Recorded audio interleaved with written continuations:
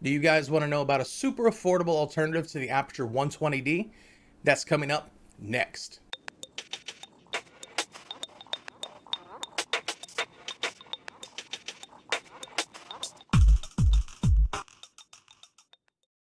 I just want to give everyone a reminder that if you like the video, please give it that thumbs up. If you like the channel as a whole, please consider subscribing and hitting that bell notification icon.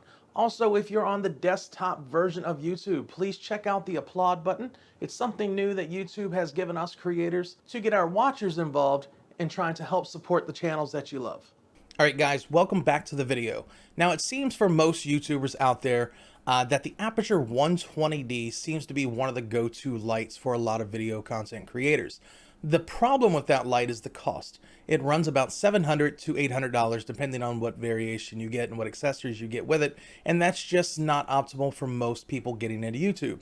That's where this little guy here comes in. It's a super affordable alternative to the 120D from a company called GVM, great video maker, and I'm going to show you guys some of what this can do today in the video. Now, at a fraction of the cost, it's a super great, affordable, entry-level alternative to the 120D. Now, this light comes in at anywhere between $100 and $120, depending on where you get it on Amazon. I'm going to provide the link down below of where I got it from. They had a coupon at the time, so I ended up paying only $99 for it, which is super affordable compared to the $650 to $700 you would have been paying for the Aputure 120D. So the GVM 80W is an 80-watt light, so it's not going to use a ton of power while putting out a lot of brightness. It comes in at 5600 Kelvin. It has a 97 plus CRI rating. It weighs just a little over 2 pounds, and it's 12 inches in length without the reflector dish on it.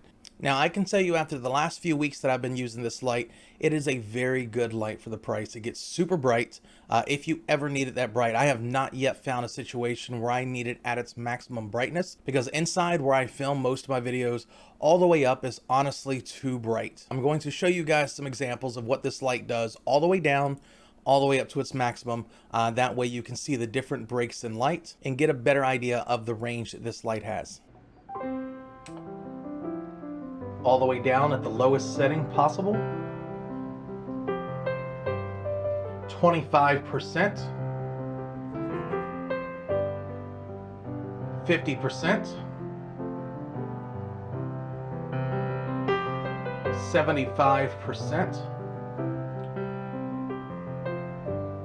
100%,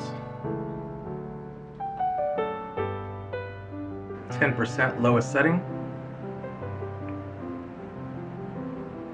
25%, 50%, 75%, 100%. Now, some things to know about this light. First and foremost, it's a plastic body design. Now, this is one of the things that GVM had to do in order to get the cost down, and it's not a deal breaker at all. It makes the unit extremely lightweight. I haven't really noticed it hindering the cooling process of the unit. There's not a point that I've gotten to where I felt the plastic was getting too hot to where it would melt or anything like that. The cooling fan built in seems to do an amazing job. I let this light run for about 45 minutes continuous just to, number one, see if I could get it to overheat, and two, to see how hot the body got. And even after 45 minutes, I could put my hand on the heatsink, and while it was really, really warm to the touch, and if you kept your hand on there too long, it would probably burn you, it didn't make the plastic around it very hot at all. I could still put my hand on the plastic with no issues at all. The other thing of note is that it does use a standard Bowens mount. So pretty much any type of softbox or adapters that use Bowens, you can snap right onto the end of this light, and it's going to work pretty universally with anything you can find out there. The unit doesn't have any bells and whistles. It just has a knob for turning it on. It goes from minimum up to maximum with a standard twist knob. And at this price point, it's absolutely understandable why they cut off some of the other features. What GVM was going for with this unit was one of the most affordable lights of this style that can still get the job done and not break the bank doing it. which I can honestly say after using it, they succeeded in doing that job. Now, you can get this light in a couple of different configurations. I ordered the light head by itself because I already had a pole and I already had a softbox to go on it. But you can get this in a kit off of Amazon that does come with the softbox and pole if you need everything, that runs about $150. Now, the accessories you get with this light are going to be the reflector dish that uses the Bowens mount.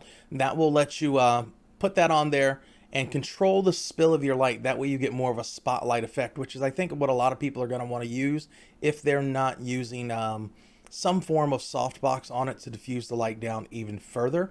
The other thing you get is a few different colored gels and some clips. That way you can clip them onto the dish mount and change the color of your light if you want to. Now, the price of $100, which is what I got it for, I absolutely recommend this light for beginners. It's a good starting point for anyone that wants to see if they even like this style of light before spending too much money and upgrading to something bigger like the Aputure 120D. All right, as I said before, the links for this item are down in the description below. Please leave any comments if you have any or any questions.